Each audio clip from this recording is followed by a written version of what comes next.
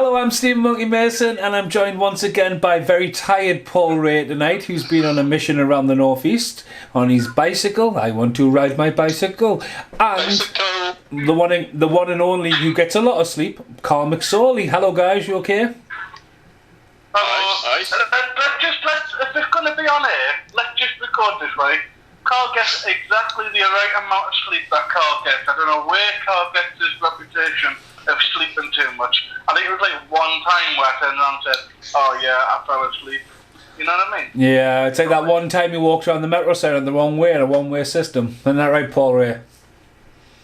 I mean, it could be someone else, like, if they call. I mean, exactly. I mean, there's a lot of allegations about this walking the wrong way. I mean, you literally have one photograph of a highly attractive man walking the wrong way. I mean, I appreciate the fact that you thought it was me, but, you know, come on. There was no facial recognition on that photograph, mate. Just put it out there. No? Right, well, today we're doing the second Indiana Jones movie. It's The Temple of Doom, and I'm getting ready to press play on 3, 2, 1, play. Now, once again, the Paramount Mountain is about to transform into a mountain on a gong. Bong. Yeah. These gongs always remind me of, like, the Carry On films. You know, the 1970s, 60s Carry On films. That's how it started, isn't it? It reminds me of the Transformers movie. This movie is the one out of the 4 that has the most outlandish font. Not only is Steven Spielberg and that rocking in red, using the Harrison Ford in red, and then the massive Indiana Jones orange and yellow, which they do not use on any of the other movies. In fact, the font on the 4th movie looks terrible. Do you not think it was interesting how when the title came up, they still allowed her to be in front of it, so kind of some way blocking the title? I get it, they were trying to be clever, and it wasn't bad. It's just a strange way to, like, put out the title but have her standing, like, right in the middle of it. We're starting into a musical as well. I mean, it's and plus, like, again, going back to what Paul said on the last podcast, this is a prequel. You know what I mean? This is 1935, and then Raiders 1936, and then Last Crusade was 1938 or 1939. But the reason why it starts off with musical numbers is because Spielberg always wanted to do a musical, and that's the reason why. And he actually got married to Winnie Scott, Kate Thingamajig. That's his wife now. Oh, it's a big Broadway number, And isn't of it? course, we're now living in the year 2021 where Steven Spielberg will get us back to his musical. Yeah, what's it? Kathleen Kennedy. Alright. I mean, it's an interesting opening considering how the first film opened. You know what I mean? It's like you can imagine a lot of people, you know, you're going back to this era of 1984 where, you know, you don't normally have as much information as we have now, and then you're sitting down ready to watch an Indiana Jones film and you must be sitting there going, what the fuck's this? Yeah. I really like it, actually. No, it's good. I think the fact that you put yourself in that position, That's got to be reversed. what on earth are they doing? Because we know where it's going, but they didn't know that. That shot's got to be reversed when they sit up from the splits. There's no way they can fucking all do that perfect. I don't know, like, women can do some interesting stuff with the bodies. I'm sure the guy did a screenplay for Howard the Duck also. Willem Hook. I think Hook or Hyack. Yeah, he did the screenplay for Howard the Duck. Now there he is. Huh? He's from Bloodsport. James Frank Dukes. Yep. But yeah, you're right, Mason, because obviously the first Indiana Jones film is Raiders of the Lost Ark. It's not Indiana Jones and Raiders of the Lost Ark, it's Raiders of the Lost Ark. Because obviously they weren't expecting to do a quadrilogy or a trilogy at the time, were they? No. But again, and obviously this is a darker film because at the time George Lucas was going through a divorce, so that's why it's really, really dark film. it's also the one that cemented the 15 rating, though, isn't it, along with Gremlins? It's the PG-13 in the States. Again, though, it was a very popular time because the Shanghai references, it comes up in the Mummy series. John Cusack's made a movie called Shanghai. There's a lot of boom in that era in the Shanghai. There's a lot of movies set around that era. Yeah. It's weird because Harrison Ford actually looks younger. Even though it's shot like 4 years after, 3 years after Raiders, he actually looks younger because he had a shave, I think. Well, he's nice and cleaned up. We're saying, like, most of Raiders, he's going through the works, isn't he? Yeah. I think the only time you see him nice and cleaned up in the first one was when he was in the university. That's yeah, you're right. I think the first time I've seen this was actually on ABC One, if I remember right. Aye, same here.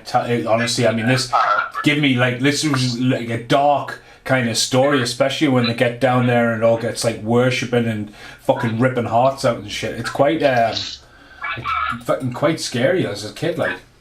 Yeah, you'll never forget like Calimar. Like, I mean, not just an 80s kid reference. Anybody who says Calimar, you know exactly what they're talking about and what film they're on about. Did you just say Calimar shit the bed? Is that what you just said? Shook today. All right. Shook today, that's what it says. Yeah. But if you translate it, actually mean shit the bed.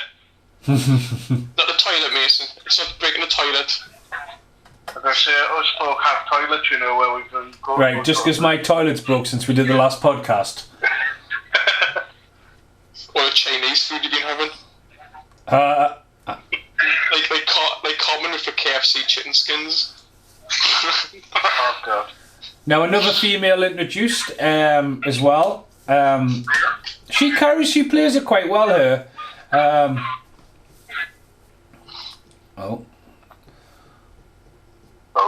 Ew, just the fact that how fragile that looks, and they're like, oh. But yeah, it's a remains of Nachi first emperor of Manchu dynasty. What do you expect? Welcome home, old buddy. Him on the right, the guy on the right looks like he's been in quite a lot as well.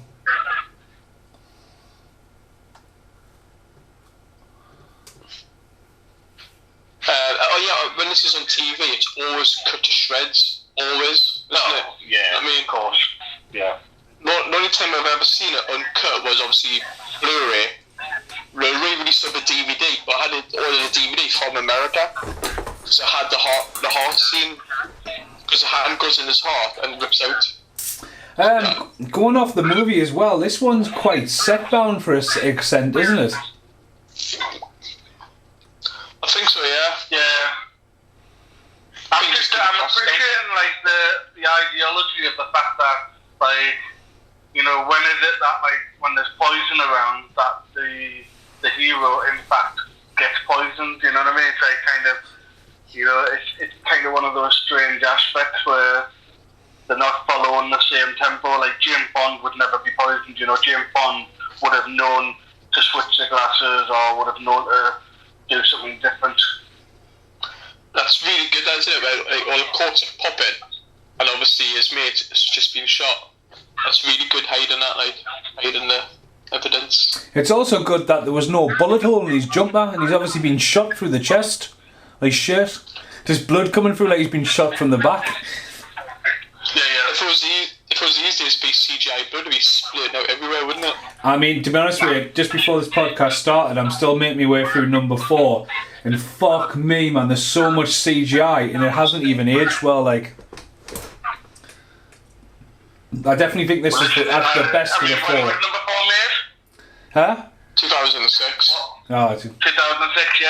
You're looking at that era where, like I say, people have started to explore more with CGI, but it's not quite there yet in that respect. I think unless you spend a lot of money, it's something that ages. So far we're 8 minutes in the film and it's already kicking off. You know what I mean? It's bang straight in the He just punched a fucking lass in the face, man, like square in the face. Like, you wouldn't get away with that now. That point of view before, where it's just a fist going towards his face, was pretty good. It's like a proper little point of view, isn't it? You don't see the guy doing it. Oh, they're playing with the camera a lot, like. Or just goes to hell. It's been done quite a few times, this as well, of the old summits on the dance floor, no one realises and it gets kicked across the floor everywhere.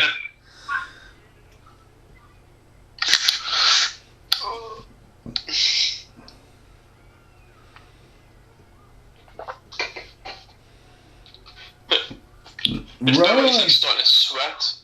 But he's sweating because of the poison and stuff, isn't it? He actually looks ill when he does it. It's kind of like it's balancing on that comedy aspect as well, isn't it? You know, I mean, obviously, like I say, them two, like, obviously looking for two different things, but even just the idea of, like, you know, it's not comedy, but, like, him getting a kebab and just launching it to a guy's chest, so, like, they're really playing with it, they're having fun with what they can do with it. Oh yeah, that's a horrific scene, isn't it? The kebab and pain, I forgot about that. So, how could you not tell between the difference between diamond and ice? Fucking Nice, Tommy nice. Gunn. He's definitely been in quite a few things, him.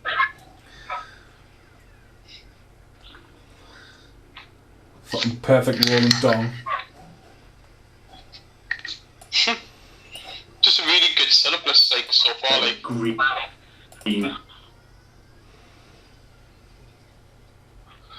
Oh. No Hudson Hawk though, falling into someone's fucking imaginary chair. No, but it's Club Obi-Wan. Clears it is. Yep. Club Obi-Wan. Now that's a name I haven't heard for a long time. Wow! Holy smoke, crash landed, Dr. Jones! Now I've probably seen the Goonies before I seen this, like, and when I seen it, because he's class in both films. You know, the interesting thing is, I must have seen the Goonies first, but I think it was a good couple of years before I put them together, you know. I don't know what it is, or what it was when I was younger, but I never seem to put them two together. Well, he did this first, did he, before he did the Goonies? This was 84. Yeah.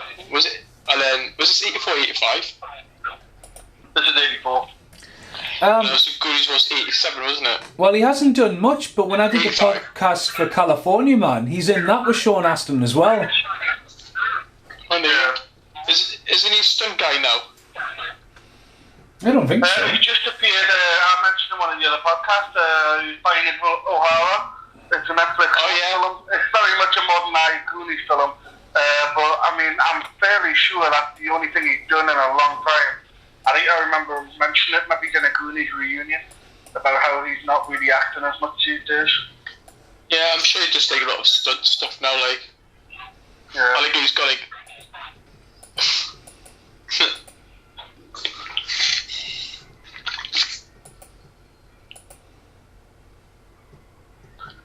Again, we're going back to Dead Burt sound design, I'm sure, with the punching and the gunshots. Yeah. Shanghai, baby. I mean, like, again, it goes back to that comedy aspect of it. I mean, in Short Round is half blowing it on that car, yet for some strange reason, that kid who's pulling the car in front of them is still managing to maintain speed, and he's doing it on foot. Oh, yes, me. I'm not joking, I never knew this was Dan Aykroyd. I know, I didn't know until you mentioned it at work. I was like, shut up, when? Aren't you really stop? It's a weird cameo sort of role, isn't it, though? Like, he's It's uncredited. Yeah? He would have been something like a bigger role, or it would have been like kind of, not like, oh, Ghostbusters? No, 84. No? Ghostbusters would have been this year. I seen My Girl the other day, and Dan Aykroyd is so big in that compared to like now. Like his weight's huge in that film. Nice try, Lau Che. Not very nice to point out people with weight like this, and No, but it's very noticeable. not his fault. I'm just saying. Because he hasn't made all of his money yet. Once he starts making his money, he'll be able to get the Hollywood board. It's so good that it's actually Lau Che's, it says flight service, isn't it? Instead of flight service or something on the side, if I remember right. I don't know.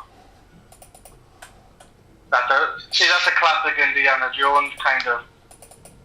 Yeah, for it. It'd been quite funny if Short Round was actually like when you're in the Goonies when he's doing the it's Double O Kid. If it was Double O Kid, James Bond. If it was actually Indiana Jones and he had the Indiana Jones music going across on that. It wouldn't have worked because obviously Gadgets, 007 has all the gadgets. Yeah. I'm allowing you to tag along, sweetheart. impressions of Harrison Ford. This is an homage to Jurassic Park 3, isn't it? Like, Ellen! It's just so good. I mean, is it a coincidence Alan Grant wears a hat like that, do you think? Yeah, well, they're both archaeologists, aren't they, really? Does he wear it in the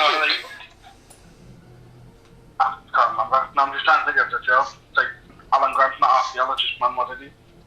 paleontologist? Yeah, same thing, they look for old stuff. Egyptologist, isn't it?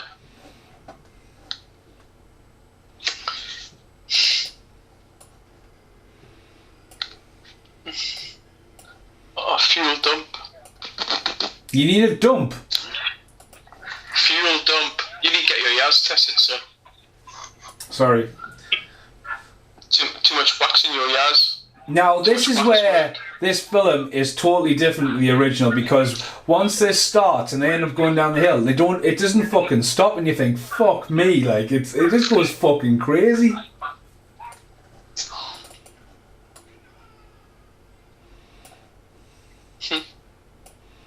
I mean, that's a kind of stunt. I mean, it's not a stunt, obviously, but like in the sense of like that would fucking hurt, like.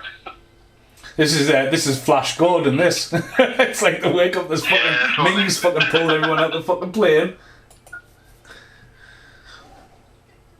You contact If it was any more Flash Gordon, it would be like buying fresh bloody puppies out of a tree. Is that live? Jones is alive. For a time, it looks really good actually. I watched this obviously on Sky. Great, yeah.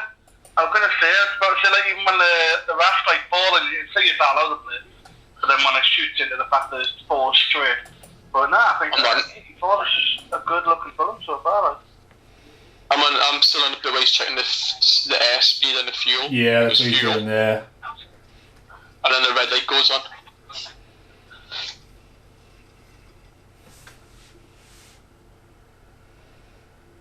It's been done a few times. It's like, again, like it's. I just think this is, as you guys said it last time, this is the event, this is the action one of the four, like. Yeah. First one's action, first one's adventure, this one's more action, as in full on surviving. I mean, this is just ludicrous, this bit of them coming out here. The thing is, yeah, when he goes, can he fly? He can fly, but he kind of landed, can he? But he actually can't fly planes, Harrison Ford. Terribly, like, because he crashes them all the time, doesn't he? Yeah. I don't know if you guys know more knowledge than I do, but like, I mean, I don't think this would work. I mean, the fucking impact when you land, it'll probably bust. But it's just like, doof. Indiana Jones is terrified of snakes. In the next one, when River Phoenix picks up the snake, he's like, oh, it's just a snake. So like, I don't think, has it ever been established that he's afraid of snakes, and why? It's because he fell in the pit of them. No, in Last Crusade, River Phoenix plays young Indiana Jones. Yeah. And he falls in a pit of snakes, and he starts screaming. It's like the circus trailer, isn't it? And he falls into the pit of... Is that the reason he hates snakes?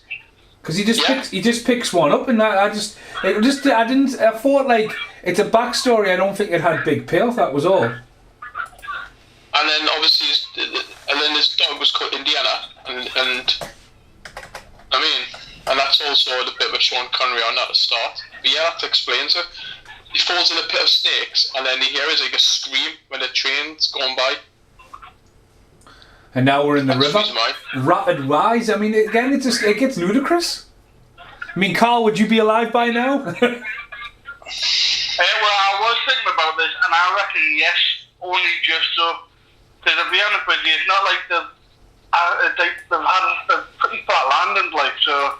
I mean, don't get me wrong, it's going to fucking hurt, but at the same time, I think, yeah, I reckon I'm around still. I mean, I'm not making it the end. Guarantee you that, but it's the food that does me in. I was about to say, I think the monkey brain dessert would be the thing that would kill monkey brains.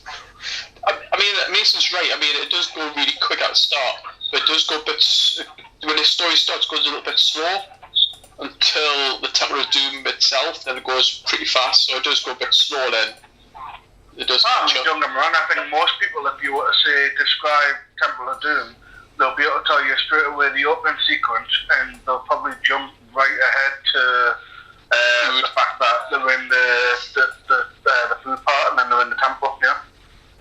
To me, it's always been like the thing that I think about is the bridge. And the tunnel you're seeing in this whole thing, the bridge where they have to cut it apart and that. The bridges are very famous. Another scene that's been quite homaged quite a bit, I think. Yeah. Creepy people as well. I think Peter Jackson took a cue from this. Some of the natives are quite creepy looking. You can't say that, mate. It's 2021, man. No, I'm just saying the way they cast them. Bloody hell, Mason. All the kids have been stolen for fortune and glory. Yeah. I mean, they need help. Jesus, but and the harvest hasn't grown for years because of the stones have been pinched. In all fairness, though, I mean, Mason, if you were black, you'd pretty much look like most Jews. Wow. Is that because of my beard? Yeah. It's pretty harsh, like.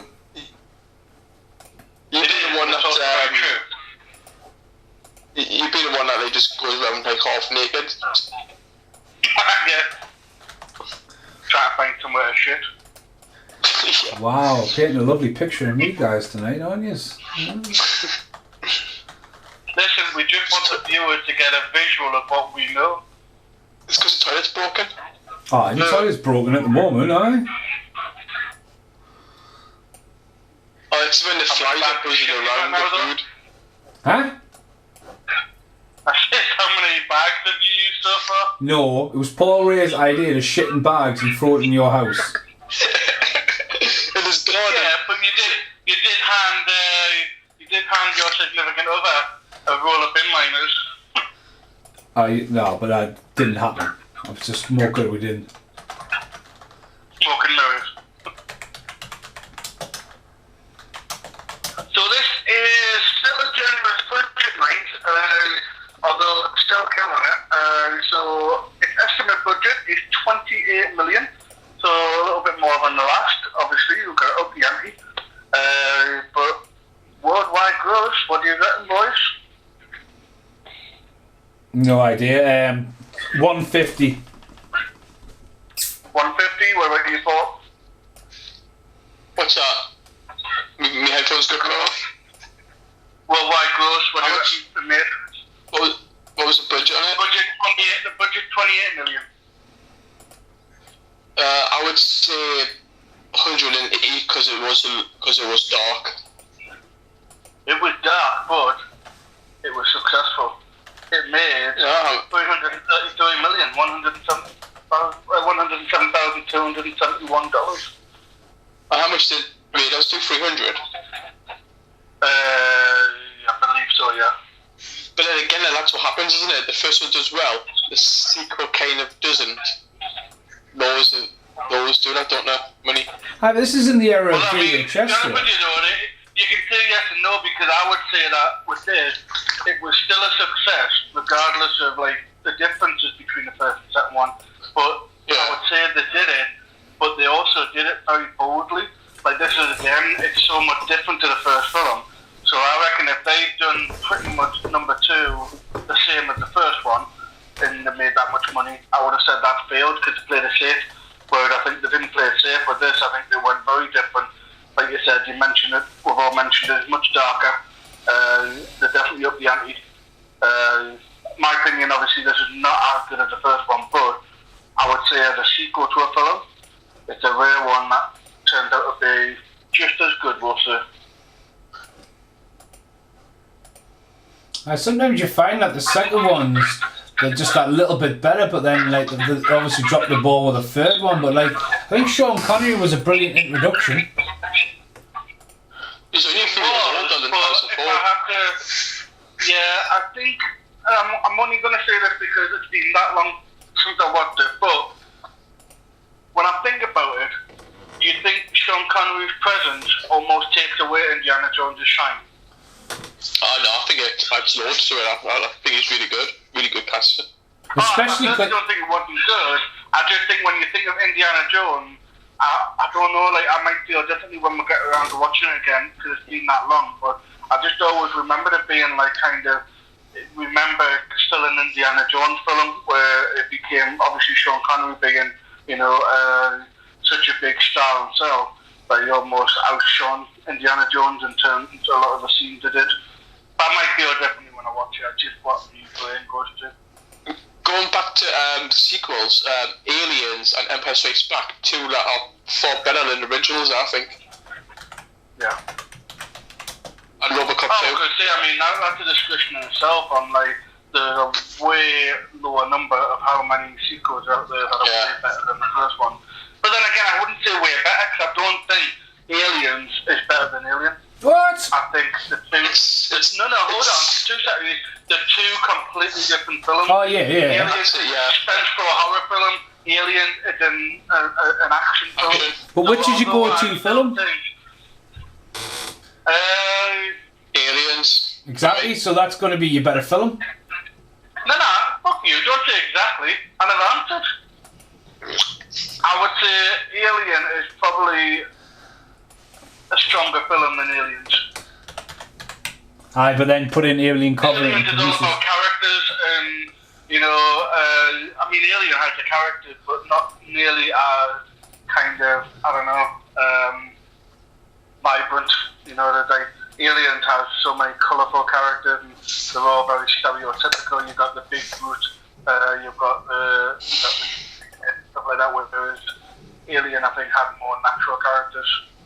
This is how I feel today coming off the bike ride. This kid. I cannot move. I'm that kid. You got the same body frame as well, so yeah. I just need Harrison Ford to pick us up. It slows down here a bit, but again, Short Round, right? What do you guys think about Short Round not being in any of the other ones, even as a cameo? Fine. Like I said, each film's different. Like James Bond. Yeah. I know, but hang on a minute. Say that though before you go on that. On the third one, right? The third one brings John Ray Davis back. He brings back the butler from Trading Places, who I'm sure died of age. If someone wants to check that out, it brings a lot of the characters back. Yeah.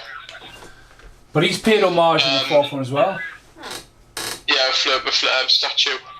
No, because obviously they didn't bring back Willie Scott either, did they? They don't mention anything like that. So, no, not really. I like the all different cast, different films apart from.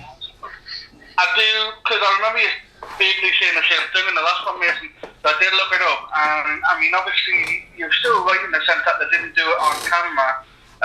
But I did find out, if we're going by canon, Short Round kind of, what we'll say is carry on from the story, was that he did immigrate to the United States with Indiana Jones, following his adventures.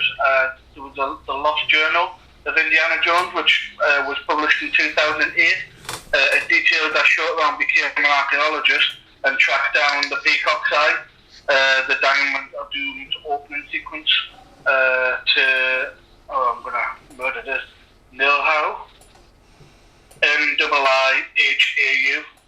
So there is kind of a canon that he didn't just get cut off. Yeah. There is more story to him. But to be honest with you, I don't want to say, a Netflix Short Round film, but in terms of like, I don't know, even like a comic book or something like that, I mean, there's no reason why that character still doesn't get like kind of explored, because to be honest with you, he's learned from the best.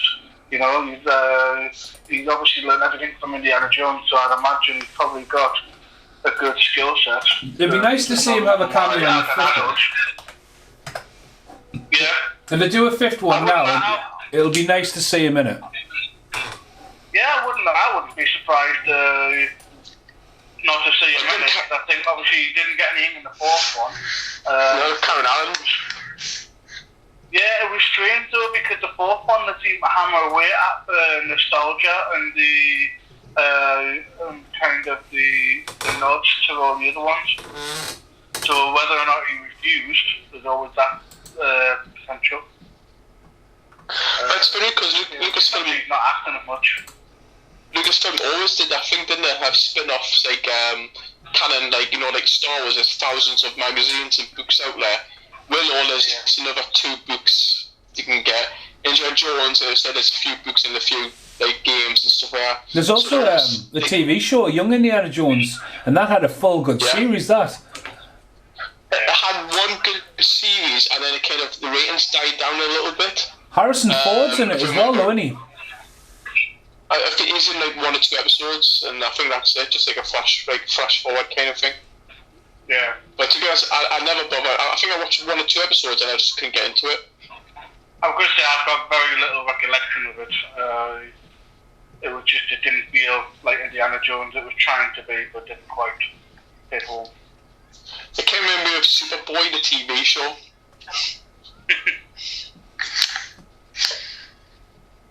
Very funny, all that. I think he was great. He's fucking great in this, and he's great in the Goonies as a kid, like. Oh, Randy the Rat's in it. Randy the Bat. I might be ahead of you. Yeah, she's just been in the water now. Oh, she's lost it twice. I'll pause it for a second, please. Nah, she's I'm on a now it's short round in Indy. Yeah, she's just drying the undies.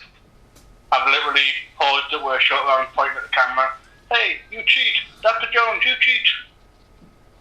She's about to... Like, again, though, here comes the comical aspect. She's hanging up her pants now, and she's about to be running around the bloody campfire and encounter all the deadly things. Have you guys ever seen King Kong Lives? Nah. Once. Like, when I started watching that, and I've been really wanting to revisit that for commentaries, but when it starts, obviously King Kong's still alive 10 years later. And this guy just turns up to the island, and he walks on the island, and as he gets out the boat, he literally it looks so set bound because he passes like a parrot that looks obviously it's been stuck to it, and it's got all the typical like animals of the jungle, and then he just so happens to go and sit on a giant fucking gorilla's hand, and it's just like, what the fuck am I watching here? Like, we're up to a snake bit now. The snake just fell off, and then he's just got. Now there's a fucking owl. The owl from Labyrinth. There she's running back. There's a lizard. Obviously, this is set bound. You can tell. Oh, totally, yeah. Well, they just went to the animal wrangler. What you got? Bring it in. I was going to say, it's like when you're sitting next to a fire and you've got like a monkey 2 foot away from you, you've got an owl, a lizard, a snake. It's like literally it's like a little bit too much like the elephant enough. No, I think this is the most set bound, like. It kind of reminds you of the Three Amigos, but all singing. Like Ned sing the song before they sleep. Goodbyes and all the animals start singing. I obviously got a bit of Short Round's backstory.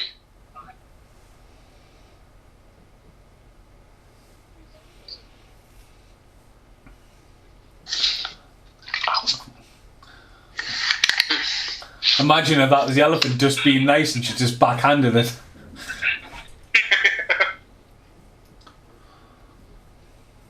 Just give it a proper smack again on the head. I was being a bit of a dickhead, like. I mean, she did put like perfume on her teeth. True.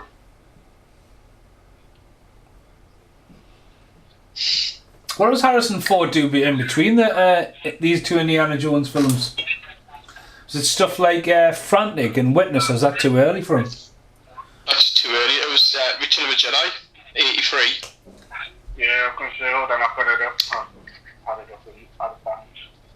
Let's see, so 83 we have, so you went through, so this is 84. So you just come off doing Return of the Jedi, came into doing this, then Witness, and then the one that you talked about, Mason, the Mosquito Coast. Oh, I love that film. 86. Well, there's another interesting thing about that, because River Phoenix plays his son in that. Right. Could you call back in it? I love Witness. Witness is really underrated, like, in it. I don't know if I've seen it. I'll have to...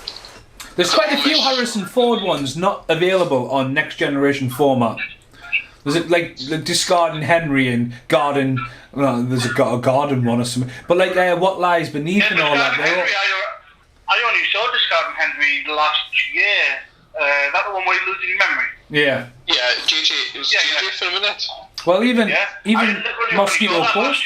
Because someone mentioned it.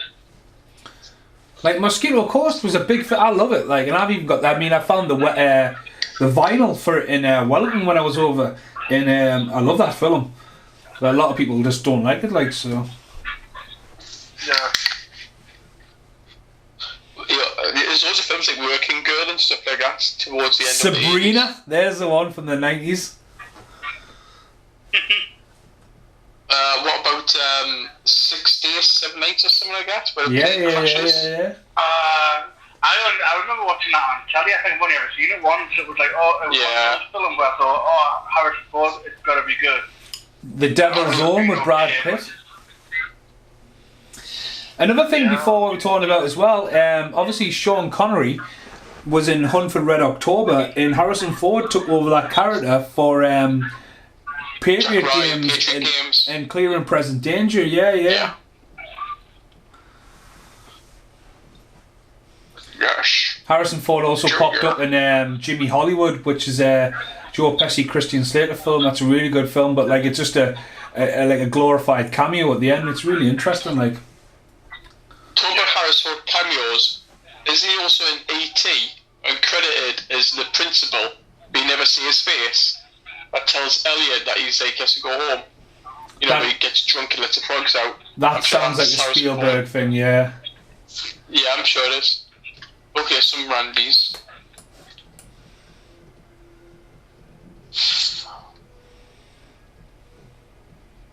What do you think about the score in this? If you can hear it, what do you think?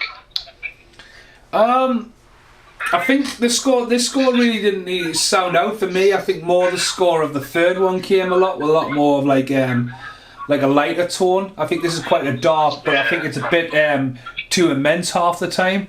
I mean, it's great when you get the Indiana cues, but yeah, it's like the Tower of Doom. It's like really like hollow kind of music and of a choir. It's Dal Sim. He comes Dal Sim. It is Street Fighter classic. So even though this is a prequel, would you still class this as Steven Spielberg's first sequel?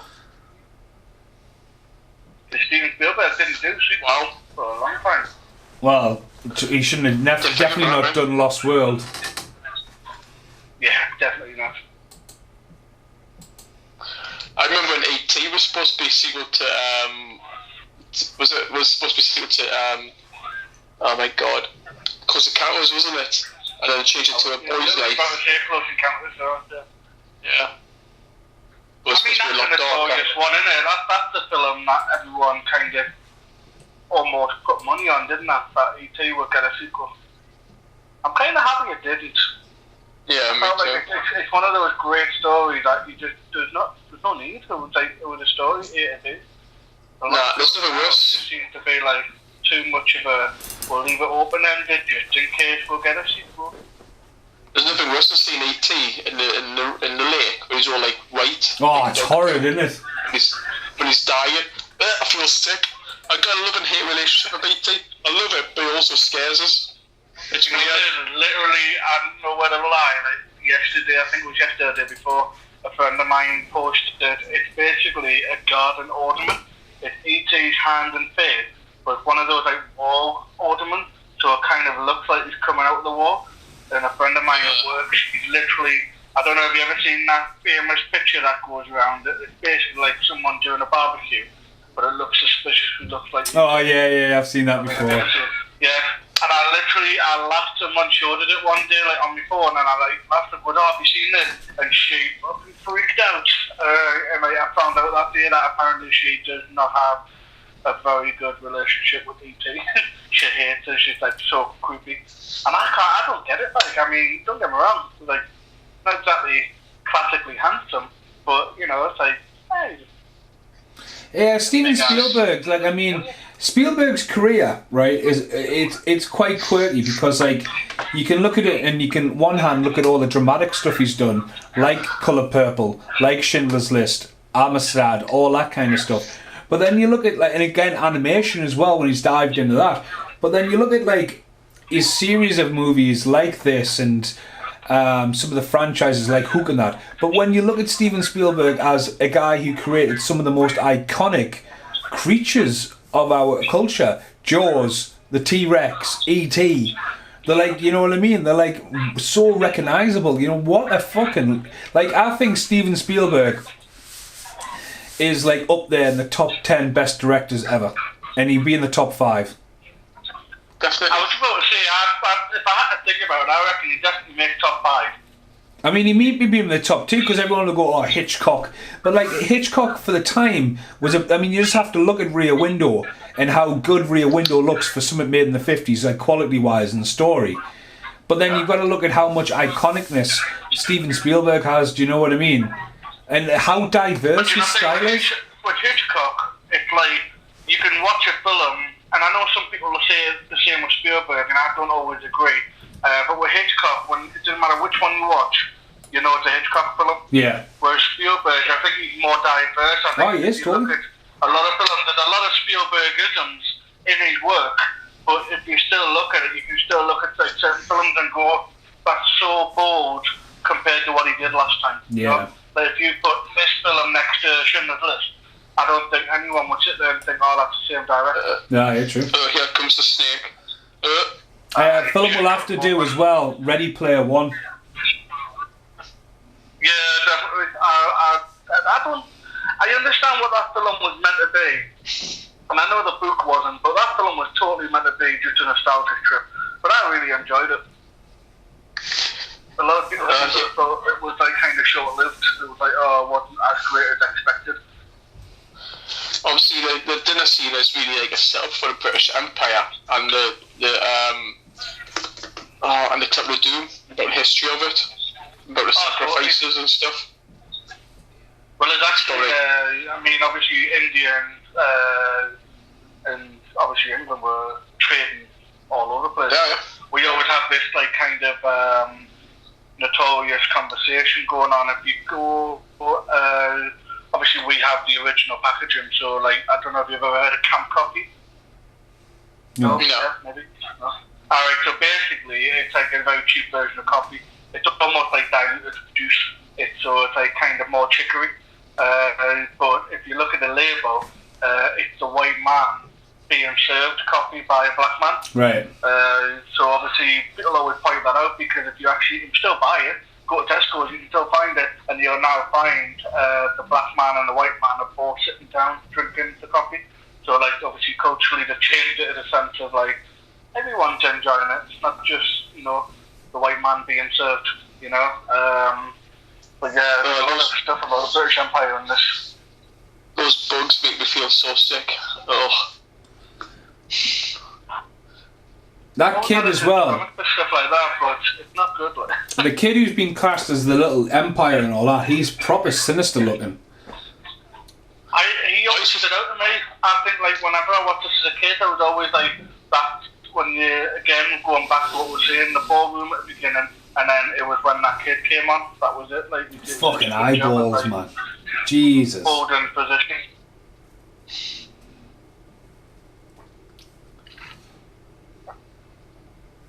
Makes you wonder though, eyeballs, is it going to be more jelly? Or is it going to be a little bit more texture to an eyeball?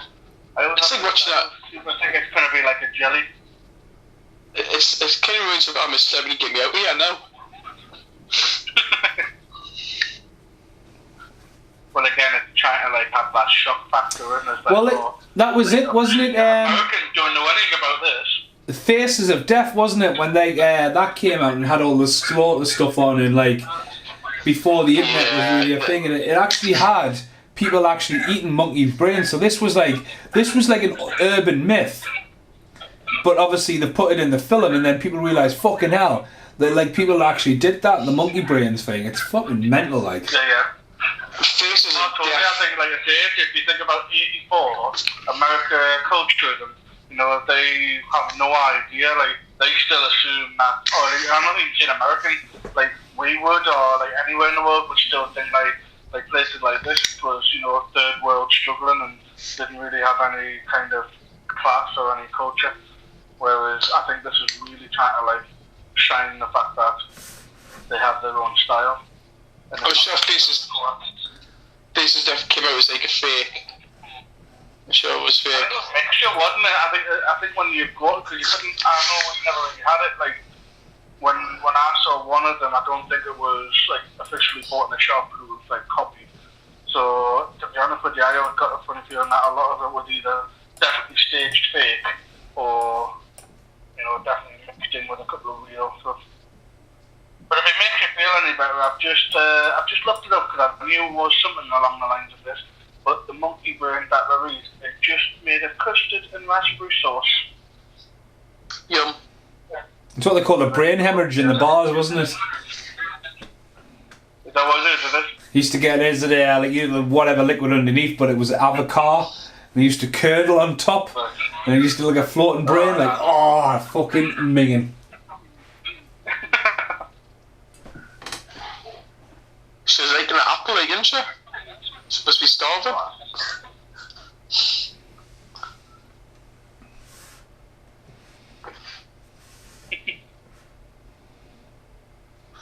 You don't just grab another man's apple like that, man. Another guy's rhubarb. Hey.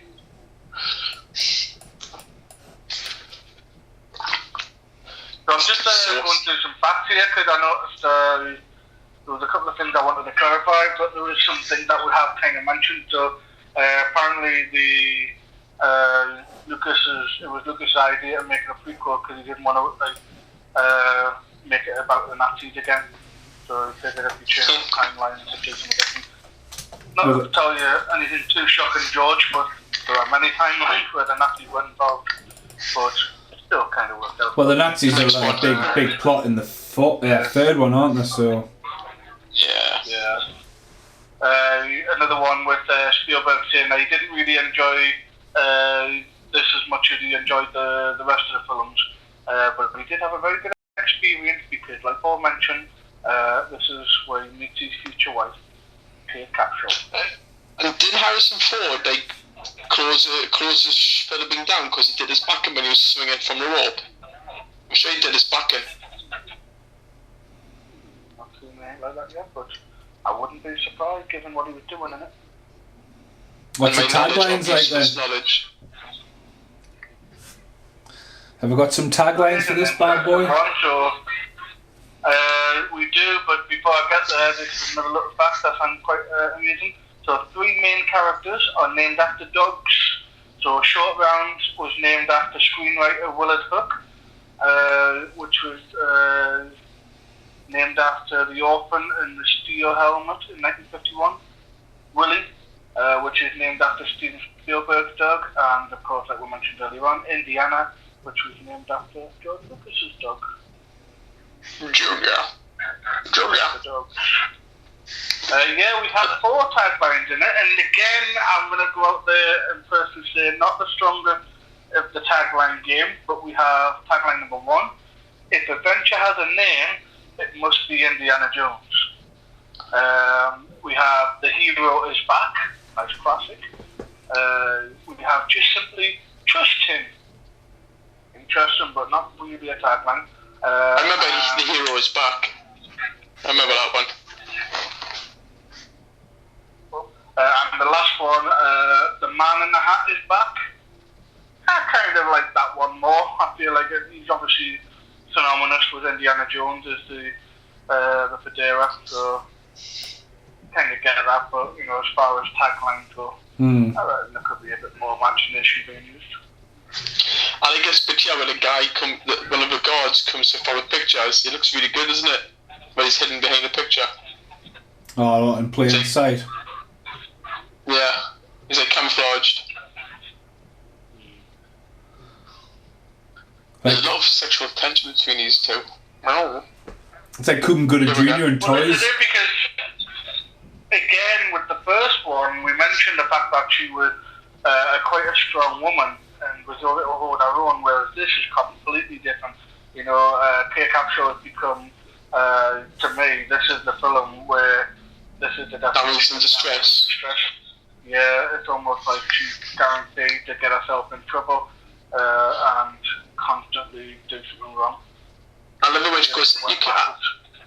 I said right through your fingers, and it's the footage of Harrison Ford reaching for his fingers to the door of his hand.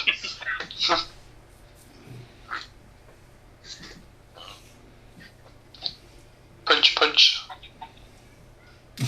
Smack on the floor. Just flat out murders him.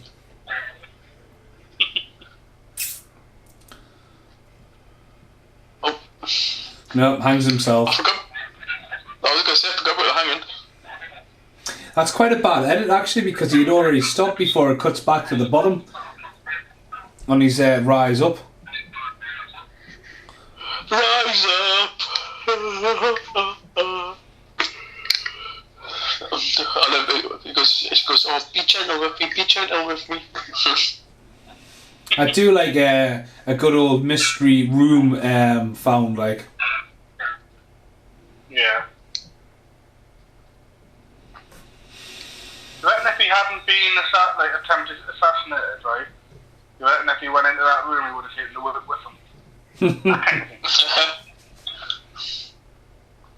He's got to have more skill than that.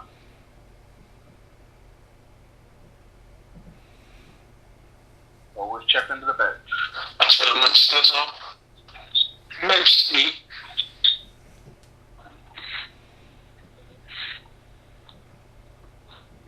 The old myth underneath the bed. It's always like there's a monster under my bed, but it's always the first place someone hides when they're hiding from somebody. Yeah. Like taken, go under the bed. Alright, come and see taken now. Oh, thanks for that. You just made it worse. So is there any more hidden bits in this, do you know? With very particular skills. Say again? Is it just the one Star Wars reference in this? Oh, it probably is, but I didn't know. I took me heat like I'm not a nerd. Fuck off. Your picture's in the dictionary next to the word nerd. I don't think it is. It is like Not anymore. Not anymore. It's old man. You're only 40 years old. Just want to keep mentioning that just because you forget.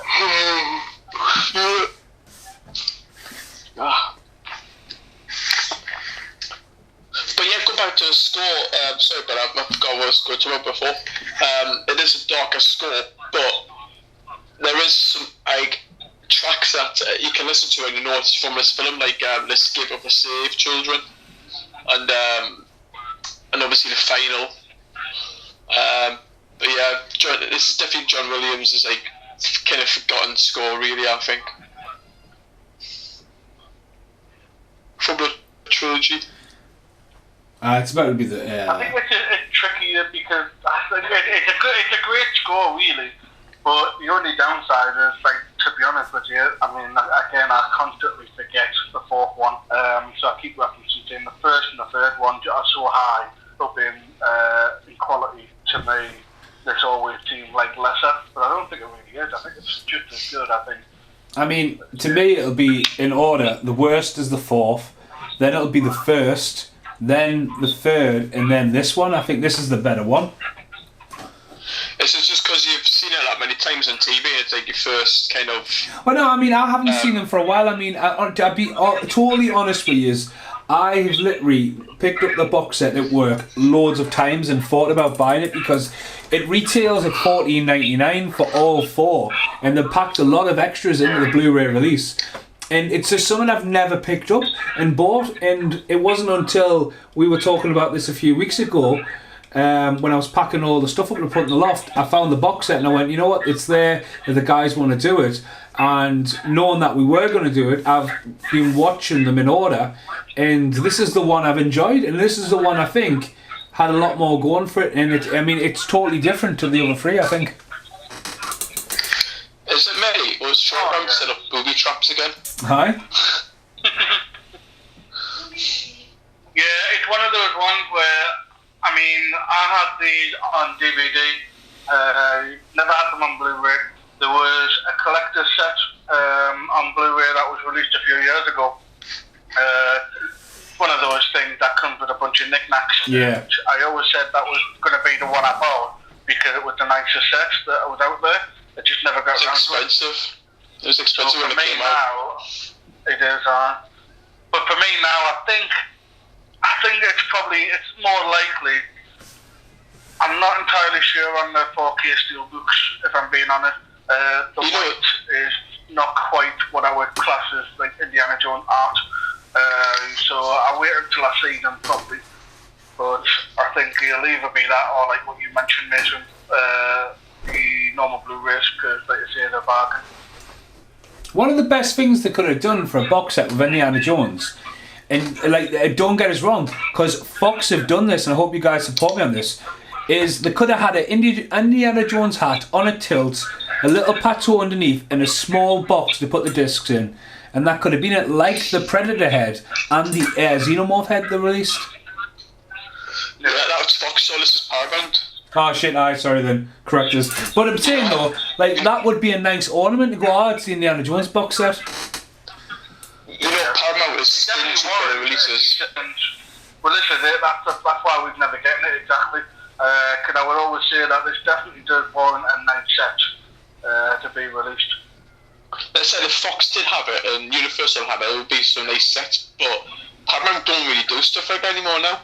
Imagine when the Crystal Skull came out, you could actually get the Crystal Skull in a little box with the DVD. I remember the collected edition, Yeah, that's the only time I've ever seen anything. Oh, I mean, they made some horrendous fucking, like, because they're notoriously known for either grey disc DVDs or blank blue Blu-rays. But then they made some horrendous ones, like the Bumblebee Transformers one. You think, and did they not do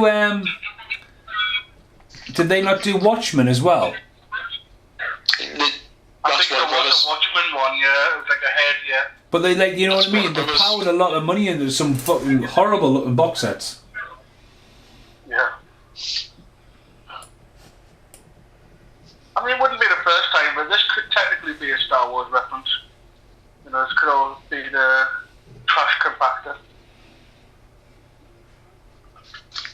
These bugs, they're horrible. These are actually real, weren't they? Oh, these bugs are real. If they were now, it would be CGI. Yeah. Well, it would be like the Mummy, innit? 95, was it? The Mummy. Yeah. Didn't they start doing a lot of CGI with the Beatles and that? Oh, the Brendan Fraser ones. Wasn't that not 2000? Not 2001, No, the original Mummy, that's in the late 90s, that's 99. I was done 99, I could say I definitely know it was a 90s film, but I think I shot too low with 95. Maybe because I bought the DVD 1 and 2 box set for 45 quid when I first started my job. Fuck me. Maybe that's... and now it's in a charity shop for like 50 pence in a window when I go past Gosford High Street. Is that the same one? Well, this is it. This is one of the reasons why I don't like buy as many as I used to, in terms of like stuff like that, because you know for a fact it'll be reduced. That's a blue screen shot, isn't it? The red cave. That's a blue screen. It's got to be. It looks like it's a miniature actually, because they use a lot of miniatures and this didn't like the minecarts chase. Oh, yeah. I mean, again, adding to how much. Like, again, like, what an ending, what a sequence, you know what I mean? Now, this is very... I think John Carpenter borrowed a bit from this. Do you think? This is very Big Trouble ending. Alright. What bit? I don't know. They're just looking at the temple now. It's like Lopan's wedding. Like the set.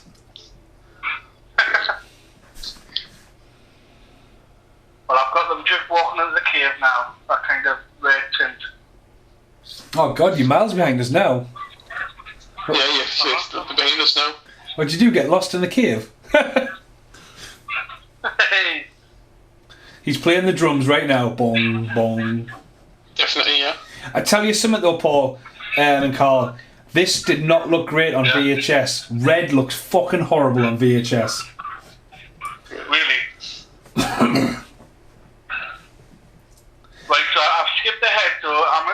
where they've got the bloke in the cage. Oh, he's not in the Looking down. cage yet. They're all on the hands and knees at the moment. Yeah, Difficult skipping when it's pretty. Let's see where. Alright, on the hands and knees now. Yeah, I'm with you. Now, the guy with the horns, has he been in like a lot of... Was he a baddie in James Bond? He's definitely been in something. I'm going to pull him up. He's in a TV show, isn't he? It's not Kojak, is it? No, it's not. No. Aramis Puri. Don't know why I made up French. I just remember, like, because I'm sure he's on it. He's definitely in an Arrow film because he's on the front cover. Right, so he's known for this, Dandy, 82 of course, and a lot of Bollywood. Let's have a look. He must have passed, has he? Yeah, died 2005.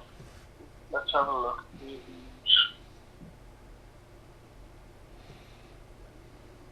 He's done a lot of stuff, like, I think he's massive in Bollywood, like, by the looks of it. Kalama. Do. Another Kano's finisher. Mortal Kombat. Yeah. Alright. Oh my god, Sky's got one where it goes right in his chest. It's the uncut version on Sky. His hand goes right into his chest and rips out his heart. I had to pay 45 quid for that.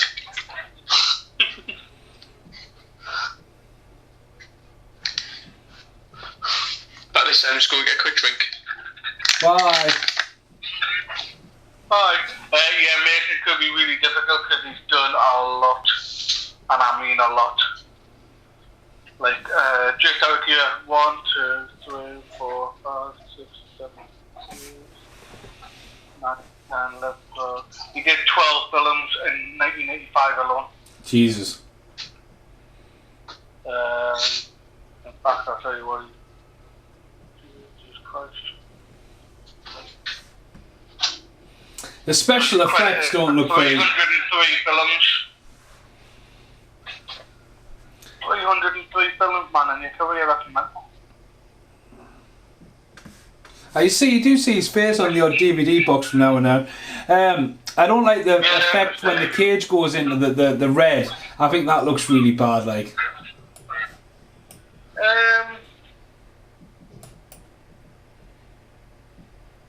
Trying to look at it, it's just going down.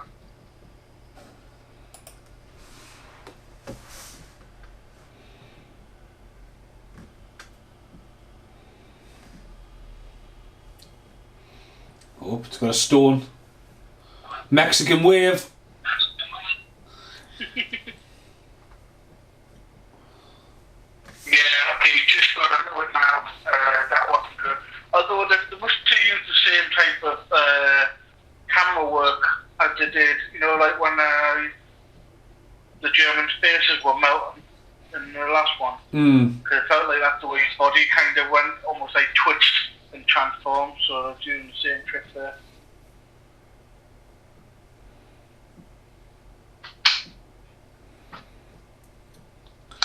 It's very like again. It's obviously might be the same Goonies creator as well. There's a lot of similarities between that and the Goonies.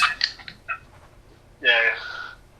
It's got the 3 stones. Put them together in the lighter. They always look like bread to me. I don't know why. It's just like it's a skull. Bread? Yeah, it's like a little loaf. You're not when they're glowing, obviously. They're like Shikari stones to me. The rocks from the village. Yeah. See, to me as well, that shot to that shot as well, they've already got up and walked away, then Short Round looks over and they look like they're getting up again. It isn't like the consistency's not there between the edit. It's the second thing I've spotted like that.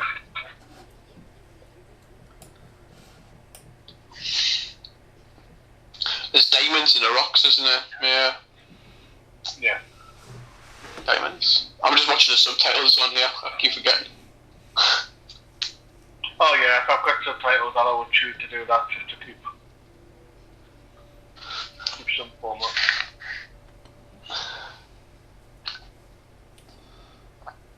She's very much like Kim Kardashian. Yeah, I don't know. It's just like I like her to a certain extent, but then she does annoy me in this film a lot because like we're living in this kind of life and death situation here, and it's still almost like making a character too comical with the whole she's terrified, but as soon as she hears the word diamond, she's like, ooh, diamonds, you say. It's just like, fuck off. I mean, there's a level of greed and there's a level of desire, but you wouldn't. You know what to say? Diamonds are a girl's best friend. Yeah, but it's not really though. It's not normally dildos. Wow. Fucking hell, Carl. Is that what the stones are for? Oh, fucking hell, you joined in as well, Carl, then, Paul Rae. A stone for every hole. The stones are for the back door, mate. Jesus Christ. Or there could be love eggs, that's what they are. Love eggs. It all makes sense now. It all makes sense. Some Easter eggs. Nom nom nom nom nom.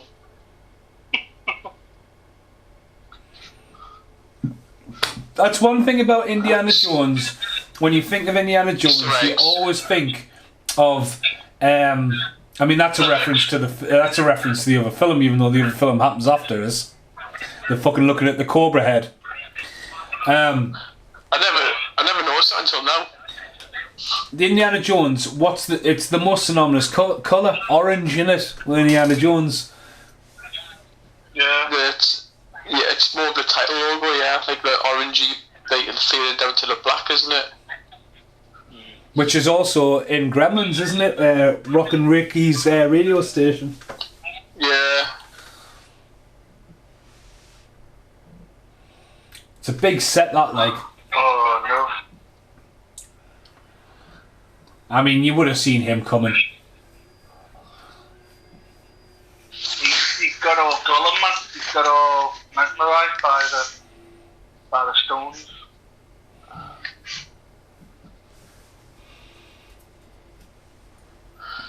Do you know the bit where he looks up and there's like cobwebs but look like human bodies? Is that people who's been like tied up for years and years and generations just degraded and just cobwebs now? Go across that, like. I'm wondering where they got the axle grinders from. What's going on there? So the guy with the big beard, is he the guy who fights on the helicopter in the first one? Helicopter plane. Peterson pet. Yeah, it's him. Bomber, actually, yeah. You're up ahead of me now. I'm up to the grinding bit now. He's just just chucked a stone in his head. I mean, it's a great shot. Flip's sake. It's that extra 20 cents I had the cut version, that's why. Bloody hell, man. yeah. Yeah, that's him. Right, are they chasing... They're all chiseling at the moment. Now they're in the cage. It's panning back to the cage. They're in the cage. See, you guys have to keep up with me because I'm the host. Oh, is that how it works? Why? I reckon given the three of us, it has to be the person who... Because there's always one of us. It never seems to be like three different places. It always seems to be two's in the same place and one's behind our head. What are you guys watching? I know Paul's got it on Sky. What do you got on, Carl? Well, I've decided to borrow my mate Blu-rays for this one. I thought I'd give the Blu-rays a look because he mentioned having them. I thought, oh, give it a chance to have a look at them before I buy them. So Carl, did you have a bit where he goes into his chest and rips his heart out? Did you actually see it go his hand into his chest? I don't think I did, mate. His hand goes on his chest, and it's quite quick. Yeah, so it's cut. I don't think it is uncut. So the Blu-ray's cut, Sky isn't, the DVD's cut. It's crazy, man. So what are you up to? Because I'm so confused. The guy's sitting with the hat, just touching the stones, and got his hat in his hand, and Indiana Jones is tied to the pole. Yeah, right there now. Short round, it's just come on the screen. Oh. He's stroking his hat, which has a little head on it. Yeah. It's one of those little shrunken heads, isn't it? Like off The Beetlejuice. Yeah. What do you call those heads again? Head shrinkers. Heads. Oh, they've got a good name. Shrunken heads. Oh. Head shrinkers, they're the bloody wrestlers, Nathan. Wild Samoans, second generation. Did you watch Fastlane? Yeah. How lucky was Randy Orton? It was pretty bad. Like, and they can't keep Bray Wyatt looking like that for a while because they can't really. It's not really a marketable thing, if you know what I mean. Nah, it was a moment, I think, and I think you'll end up getting a moment at WrestleMania, and then that'll be it. Well, they completely gooned the camera angle when he came through the match, but I think Bray Wyatt's had his hair cut off because he doesn't look like he's got his big dreads anymore. Nah. You know what? We're just I just saw Alexa Bliss pin Randy Orton. I thought, I bet you he's hoping he's got a cup in it. Is it a Ninja Jones? Wrestlers and Ninja Jones? No, but I tell you what was just as bad. Last night, me and Britt watched Candyman, and when it finished, I put the commentary on, and Tony Todd's on the commentary track with the director, and he just starts talking about Avengers Infinity War, how he's just been to see it in the first 10 minutes. It's him just talking about superhero movies. He just keeps, should we not be talking about the movie? Fucking rights. So yeah, I just went to see it this morning. What other films has like the hero drinking blood from a skull? You know what I mean? Well, I love this part of the film because again, it's just that bold move of like, I mean, it's Black not magic. like short-lived, but we get it bad Indiana Jones. You know, at the end of the day, we get like when it's pretty. I always remember being pretty serious, like when Short Round tried to talk Indy back around. Yeah, he smacks him. Yeah. Like he smacks him. It's just like that will always stick with me. Like such a sinister move to go with. I forgot about the voodoo doll actually. Until now. Kids proper sinister, like the fucking Little Empire. Oh, he's on the monkey brain, darling. Him with custard and raspberry sauce. And if you think about it, he gets whipped by his own whip. I never noticed that. Obviously, I've seen this film 1,000 times, I never really noticed that. It's his own whip. Is it using his own whip or? It's Indiana Jones' whip. He just went down and picked it up. Oh, I thought the kid picked it up. No. Bomber picked it up and whipping him now with it. Very poor. So that's his... around, he got his ass whipped.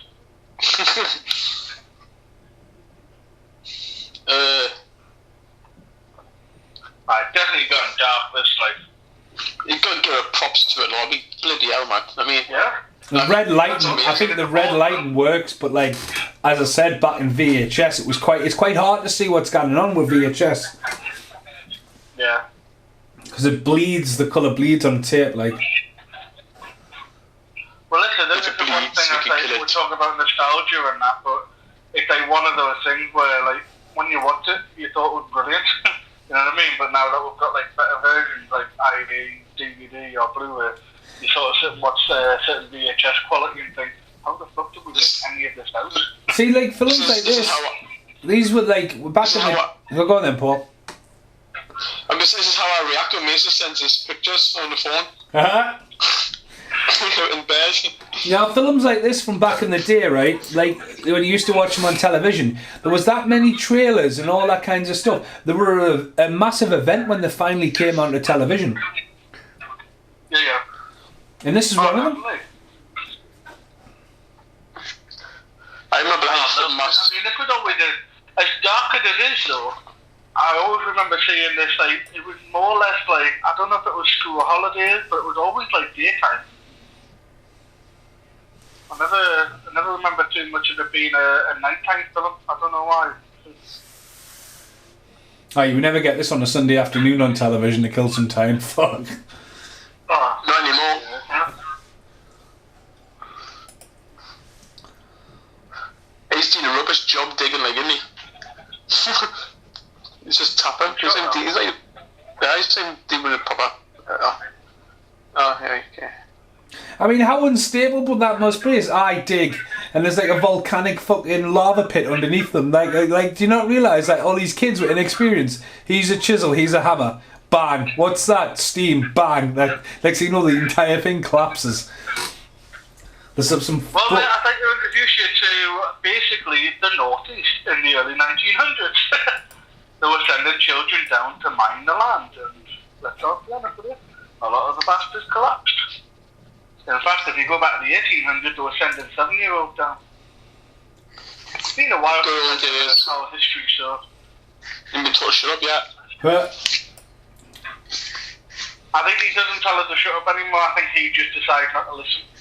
That's the feeling I get from him. That's it. Like, suddenly just takes his headphones out for a good minute.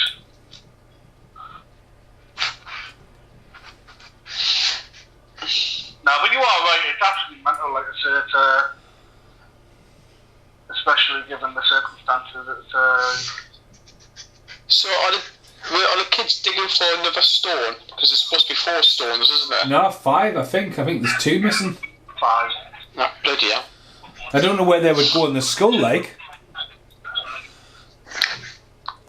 It's like Portman, you have to catch them all.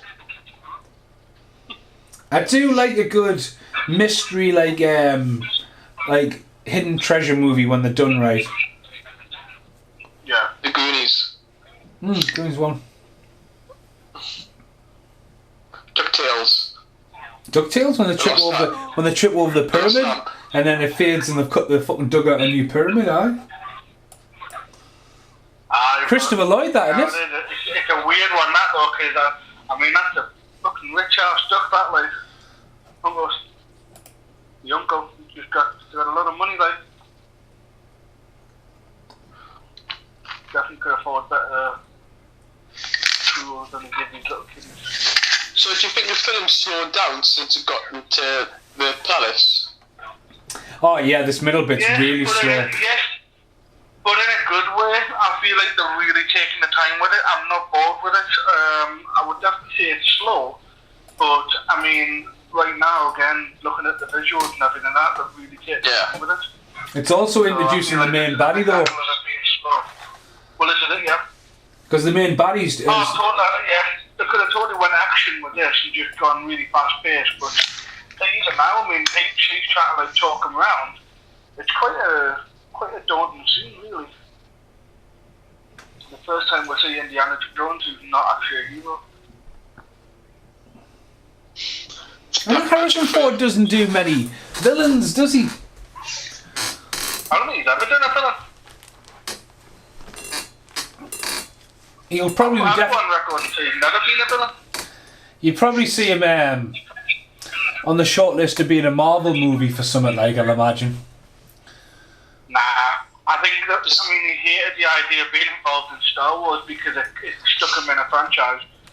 And for a fact, anybody, unless you make a very special deal, anybody who signs with Marvel almost guaranteed they have to sign the name away for at least like 5 films. So, and mind you, age now. Yeah, and the amount of money he's made from Star Wars, he got $5 million when he tripped over the door in the Millennium Falcon for insurance. He got $5 million for that. Yeah. How much did the guy get for the stormtrooper when he hit his head? No. Well, that's been taken out, put in so many times that scene.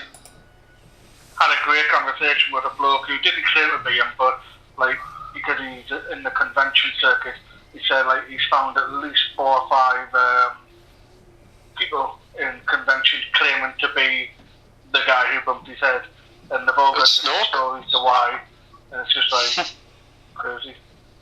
People are sitting there making a fortune. Fortune and glory, kid. Fortune and glory. Fortune and glory.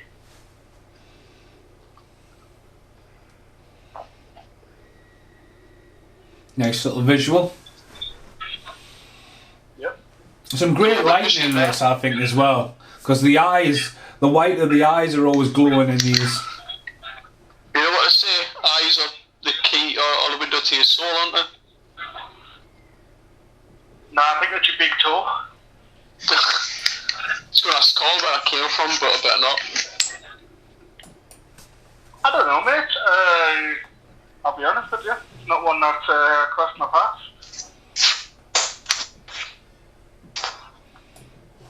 Well,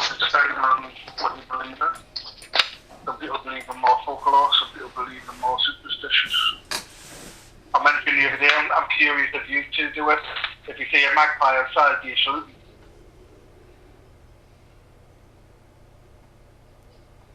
Now, that's all a good question, boys. What's that? I said, if you see a magpie outside, do you salute them?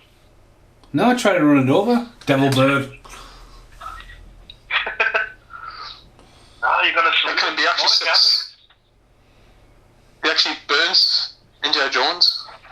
Yeah, he's got to shock them. Now, mind you, I was sort of kettle the other night, and the steam actually burnt my hand, and that was painful, so I don't know what that feels like. Oh, I mean, like I say, it's I'm alright, kid. Like a short old kicking ass. I think the worst thing, I've burnt myself on a few things, but the worst thing is always going to be sugar. Oh, yeah. Well, it sticks to your skin, and in theory you shouldn't take it out, but you know, when you got like sugar that hot, that's the first thing your body tries to do, wipe it off. Just saying there, like the get where he pole vaults somebody to the death. It's class. Yeah, oh, he's just done it now, yeah. The worst bit is the guy goes on the wheel and gets winded, doesn't he? He goes on like the wheel and it comes down and it gets stuck underneath the wheel, the handles. Oh my god. What a good escape that was. I think it's in a second, does it? You just got through the trapdoor. Yeah, I forgot about that bit. That looks like a cranked up shot, didn't it? Like it speeded up a little bit.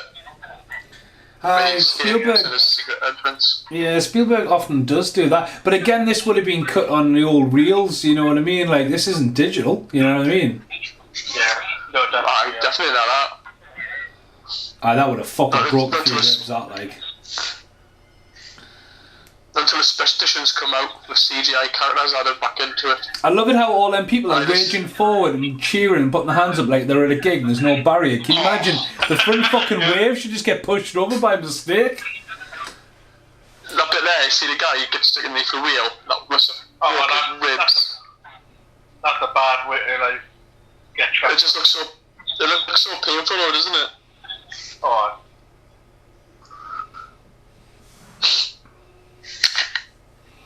Poor kid. You're looking down at you.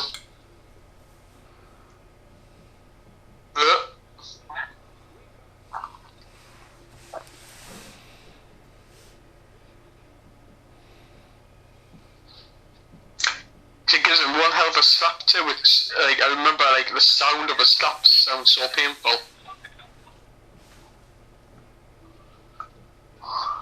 There's the music cue. Do.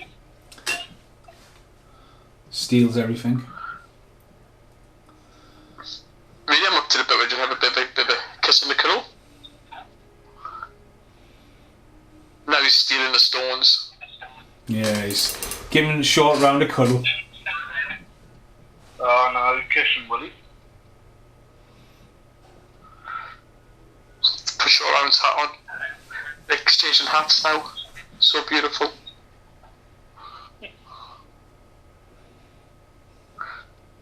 God, remember those days you could actually hug someone?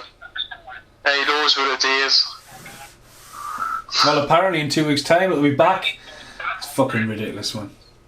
Did you see the post by the Metro Centre today? We're glad to welcome everyone back. I almost coming and going, you fucking want to pull your fingers out because you've got a lot to answer for the fucking Christmas. Well, I got it. At the Metro Centre. Yeah, no. Walking the wrong way. Right. See what happens when you walk the wrong way, Carl? Yeah, exactly. That was. If it was me, then sure, but it wasn't. But no, it wasn't that time either. It was actually when I was at that time. That was back when everyone was kind of doing what was supposed to, except the idiot walking the wrong way. But the time that I'm fairly confident I got it was when I came into it was the yellow quadrant, and luckily I was just going to the cinema. But I swear to God, it was like the Metro Centre marshal. It was like they were diverting traffic, they were like literally screaming at people saying, no, go that way, and you go that way. Everyone was all over the place. That's why I don't even think I was in the HMV that day. It's not keeping people in line. We went to the cinema and came straight out. It was how many people they let in the metro centre, do you know what I mean?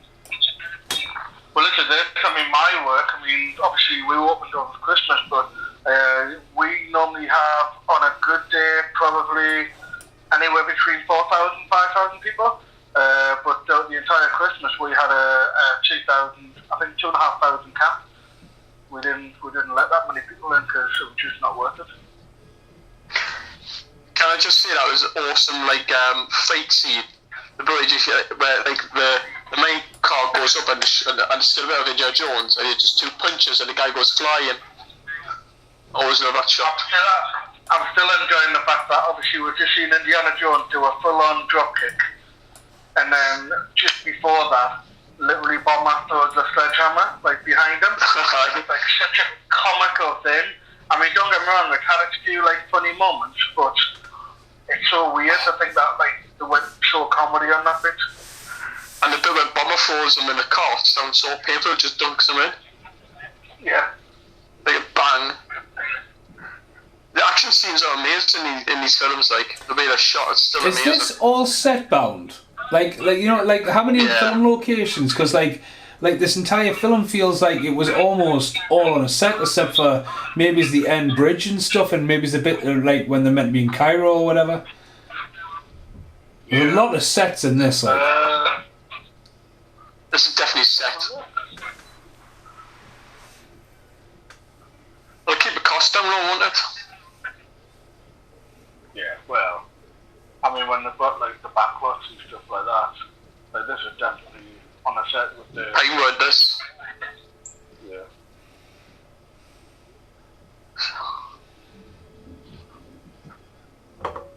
Fucking evil little kids stabbing the voodoo doll, So I'm sure I'm just gonna kick his ass.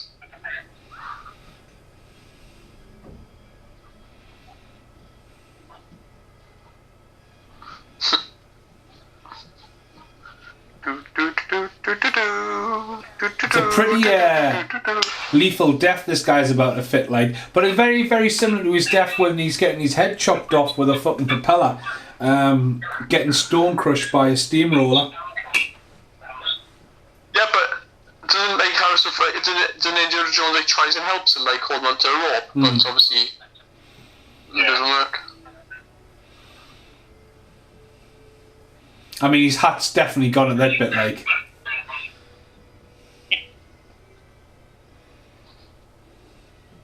Come on, short round. There's a lot of sets, it's obviously all Pinewood, like we mentioned, but we've got Stage 1, L Street Studio, that was Club Obi-Wan, which was demolished in 1989.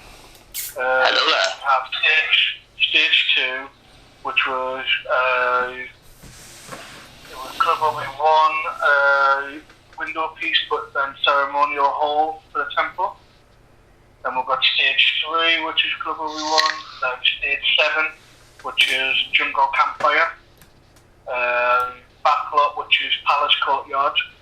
Fight on Cliff Wall. So a lot of stages. Well, yeah, which is two more than that. So we had what we mentioned earlier on when they had all the real books and that. That was Stage 9.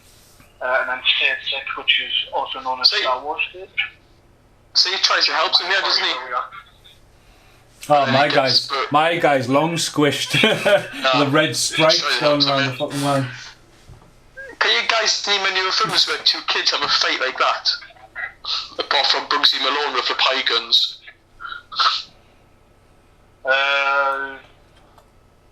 What was it called? Not too much like that, but Mason, Macaulay Culkin, Elijah Wood, Godson. The good son. They have a little bit of the good son. They had a bit of a scrap on. I'm sure it's this bit here where he does his back and where he swings from one bit to the other bit. I might be a little bit behind. Shut up, stop playing with that kid. Just need your life. 15 stabs. Oh, he just burnt the cycle kit. Yeah. Oh my god, like short round's lethal. Like he's just battered loads of people. He's just took out 5 guys. Well, 6. He's just karate kick, spin kick. He's a little hard ass short round, like. Alright. You knew from the moment, man, when he was able to drive that car. He's got street smarts. He's a survivor. I am so sure Harrison Ford did shut down production when he did his backing in this bit. One of these scenes here. We're just too lazy to look. I had a quick scan before back in the but very likely. Oh, I'm going to have a look now, aren't I? Oh. Which phone is it? This one. There's a lot of swinging going on here from getting to the bucket, like. Yeah. He does do more swinging on his whip on this film than any of that, doesn't he? But I think like the first film would have been like let's use it because it's like niche. But then obviously everyone enjoyed it so much in the first film. I was like, right, let's get him using it more.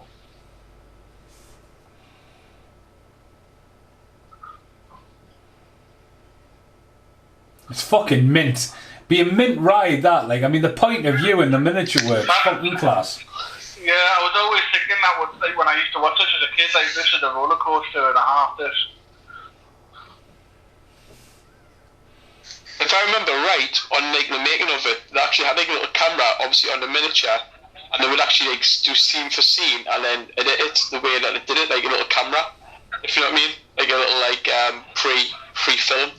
But yeah, it's awesome. It's amazing, this miniature stuff. And the sound. I'll be honest with you, and it's not like sort of take away from what it was, but when he was swinging into the cart, it's really like quite obvious when like one shot he's holding onto his whip. But then when it's from behind, you can definitely see like holding onto like sort of a crane. Not like the crane itself, but you can tell it the way he's holding it. It's definitely like he's being like kind of guided.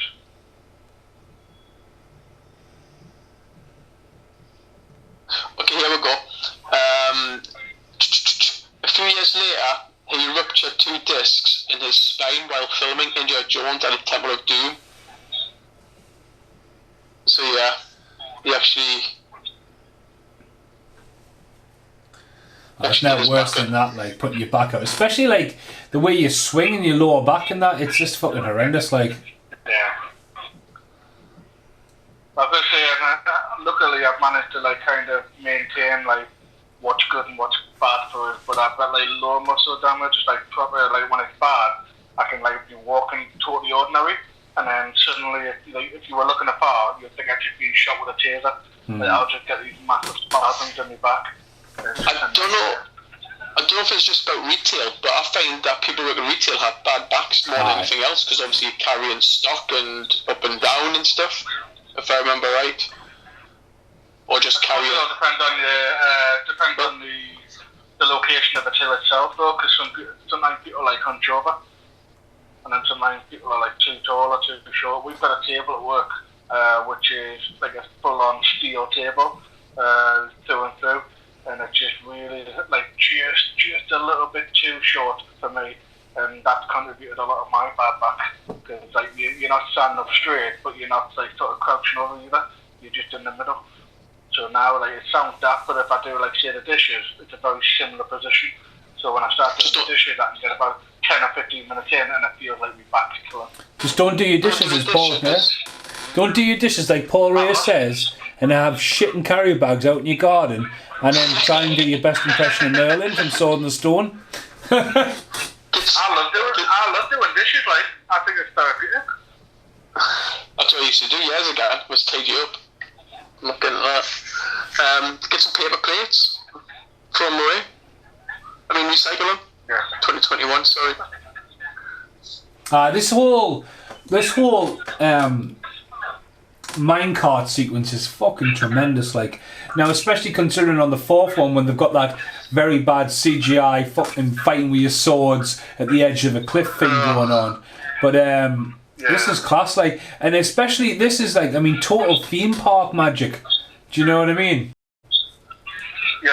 Like I said, I'm just so shocked that given the age, that nothing ever came of it in terms of like some form of ride.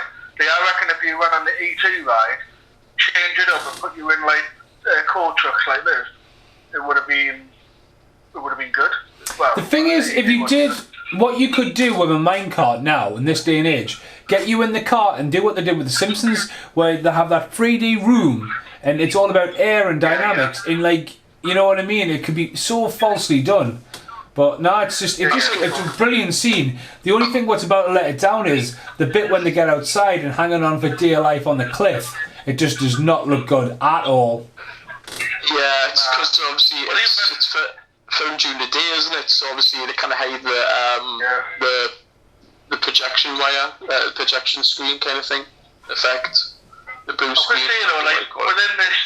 Within these shots, the green screen has been very obvious, even in the dark scenes. But it's not been like take you out of the film bad. It's just been you just know, like when the car flies off the tracks with the bad guys, obviously it looks very obvious that it's just like there when they run into the edge of the cliff with the water coming towards them. It's just like it's very obvious. Why does water always look so fake in miniatures? A lot of the time it's sand.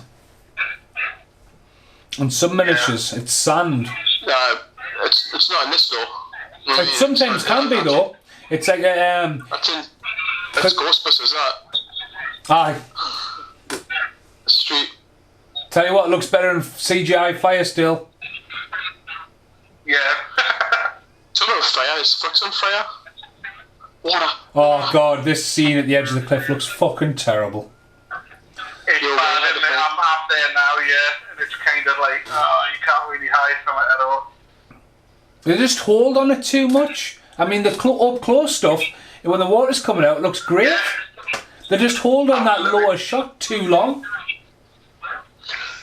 Which is a bit worse shot around falls through the bridge. His legs are awful. Oh yeah, they are, yeah.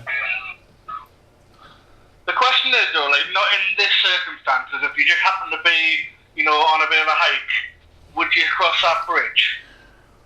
I've crossed similar. I don't know if I would.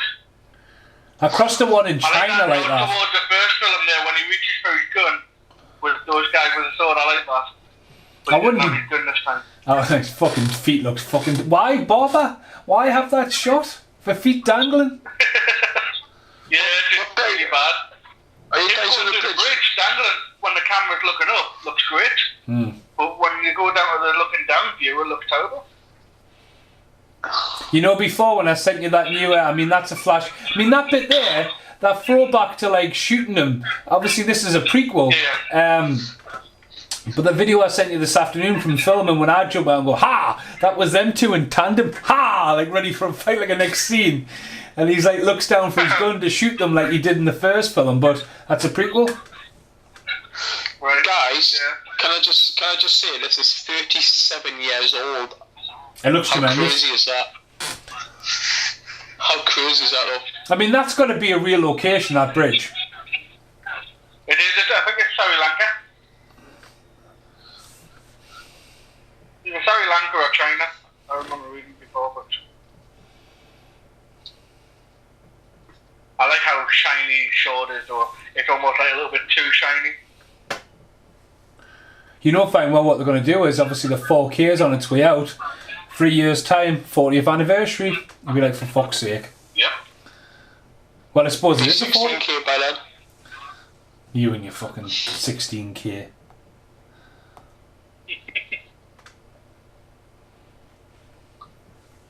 Do you know years ago when there was a 3D boom where they did like a Phantom Menace in 3D, and they did Attack of Clones and Revenge of the Sith, but they never released it in 3D. But obviously they come to Jurassic Park in 3D and Predator in 3D, Yeah. and they all looked really good. Do you think they would have if 3D was still a big thing? Do you think that Indiana Jones would have been in 3D? Well, it was Fox, though, wasn't it? Fox had that technology because of Titanic. Yeah, They're all Fox titles, them, aren't they? Well, it's still not, but Paramount Paramount also did Top Gun in 3D. True. And Transformers. Star Treks. So I think they would have did at least one of these films in 3D. Aye, but if you do one, you're gonna have to do all four, aren't you? Not necessarily. Yeah. Well, I think people expect it. But like, so when I seen the Phantom Menace, the pictures in 3D, and it was amazing. Like, oh my god, I can't wait for 2 and 3 to come out in 3D. They never bothered doing it. They converted it and just shelved it. That's a powerful sword, though, to take out that bridge. I would have been sitting there for ages chopping away. It's not a katana. Well, that's what they were like really shiny sword, man. Brand new. He's not nuts, you know. He's crazy. I love how the alligators or whatever they are, like one just fucking rolling around having a hell of a time, like. Yeah. Oh god, you guys are so ahead of me.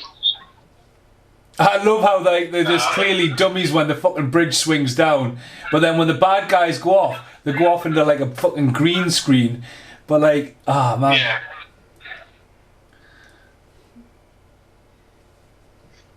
I mean, we have to like you say, going back like how old the film is. It's still good for what it is.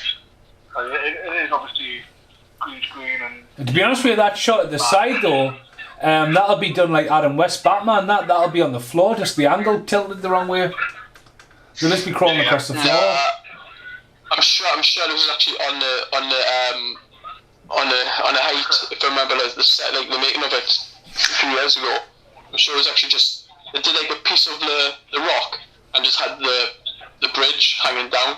So, but it was only like 2 feet off the ground.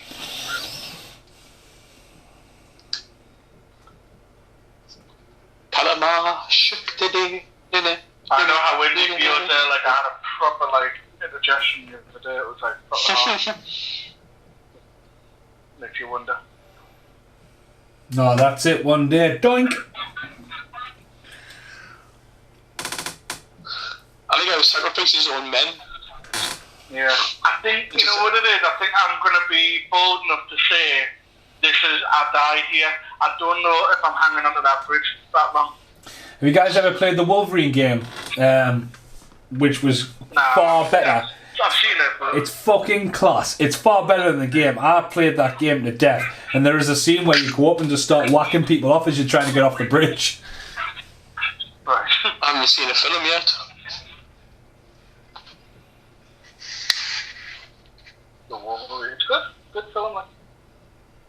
Is that the one where he's got a little girl and she's got powers to protect her? No, that's Logan. Oh no, I got the wrong one. Alright, I'll scrap that. Is the Wolverine with the really Japan? Is the one who's got really bad claws in the mirror? That's the one I'm on about. Wolverine Origins. That's the one actually. Origins. Oh, Origins, alright. That's terrible. That one. The video game's class. It's 18, and it's kind of like you're going along Streets of Rage style. You know what I mean? You're just ripping the fuck out of everyone's bloodlust to fuck. And the opening scene, you're like getting across this bridge, and you like lunge into the helicopter. You grab the pilot, stick his head in the fucking chopper blades and all that. It's fucking mental. I love how like when the bad guy just fell there though. If you look carefully, I mean obviously it's not real, but if you look carefully, his first impact on the wall is literally like the top of his head. I just thought, imagine the fucking burn that you get from that. I've got to say, his fall is a lot better than Ninja Turtles 3 with fake Rick Mail. You know, he splashes in the water, but it's no splash. Fucking the death of RoboCop at the end when the guy goes out with the extra long arms. Like, yeah. I love how the They British made them come wear in. the blue head towels because they wanted to make it obvious that they're good guys. Well, that's it, aye. Red is bad, blue is good. Hold your fire. He's like proper British, isn't he? Alright, go out, charge, go. Yeah, British Empire. Yeah, boy. That's how we all speak. We supported everyone all over the place, you know. We didn't steal from them at all. We just like to help them out. I think I like Americans because we talk like a queen. Oh, hello. Yeah. Yes. Jolly good. Although, I'll be honest with you, I still knock out a TTFN every now and again. Ta-ta for now. Ta-ta for now. Cheerio. And hell, I love a cup of tea and I love a crumpet, so stereotype me, whatever. I live on cups of tea. That's what I'm getting there. They're getting tea, aren't they? That's what I grow on. Right. Yeah, that's how we get it. Excuse me? Brought all the kids back. I think we haven't heard a squeaky chair in a while, like Mason. Well, I'm sitting with its restrictor on, so hang on, I'll take it off. No, I've never heard it. The restrictor. That's what. There you go. That's what you said. Like a sex chair. Yep. But yeah, a bleak ending there as well. Family, but what happens to her? What happens to him? Well, yeah. A lot of extras for a film. Yeah. Well, I guess everything's alright now. Except for the poor kids that didn't come back. We don't know that. We didn't see it on screen, did we? What's that? But they've been gone a while. But he knew the ins and outs of that cave, man. As soon as he came through, he told them where to go. That last rock looks like a Easter egg. Looks like a chocolate Easter egg. Was it just my eyes? And it's very colourful. Jesus Christ, I didn't realise how colourful it was at the end. That one definitely looks like it's a location, that. Oh yeah, this is real. Definitely remind me of like an old western. Wild West. You can Wild West. The name's Joe West Desperado. That one. See that, right? I would have had Harrison Ford in that with Will Smith instead of Kevin Kline, because I think Kevin Kline's one of the things that's not right with that film. Harrison Ford did Cowboys and Aliens, didn't he? Yeah, That really yeah. bad one. I never watched that. I just told you it's bad. So I know, but you get away with that in 2021? Can you lasso a woman and pull her to you? Nah. Tell you what, you wouldn't have been that curious. That would have fucking knocked. But it would sting like, wouldn't it? Very funny though. The elephant's back in it. Yeah, very funny. Haha, very funny, Dr. Jones. It's Barry puts his hands over his eyes and he's going to give us some kisses and cuddles. That's a good camera shot, wasn't it? I like that, yeah. That was really good, that. I don't like kids enough to have all them kids bloody tugging on his life. Yeah. And red font going over the Social end. distance, folks. That red font doesn't look quite right, though. Michael It's Moore. dated. Second unit director, Michael Moore, eh? Aye. So, what's Paul Rae going to say this time?